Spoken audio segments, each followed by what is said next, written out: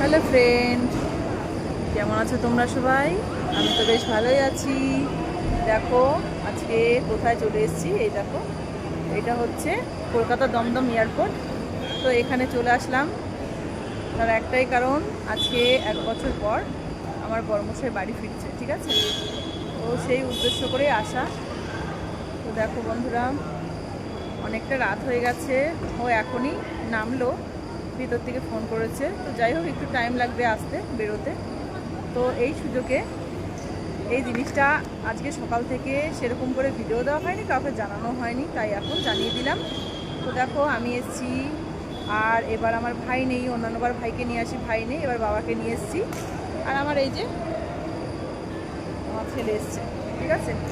তো বন্ধুরা, আমার মেয়ে আসতে পারেনি, মেয়ের পড়া আছে তাই। তো যাই হোক, আজকে সারাদিনের টেনশানে কোনো ভিডিও দিতে পারিনি, কিছু করতেও পারিনি, এর জন্য সত্যি আমি খুব দুঃখিত। তো বন্ধুরা, অনেক দিন পর বড়মশাই আসছে, তো সত্যি একদম কি বলবো, খুব টেনশন হয়ে যাচ্ছিলাম, কখন আসবো, কখন কি করব, এই সব ভেবে। তো আমার তো খুব ভালোই লাগছে। বাদ বাকিটা তোমাদের যদি ভালো লেগে থাকে ভিডিওটা, তাহলে অবশ্যই লাইক কমেন্ট করো।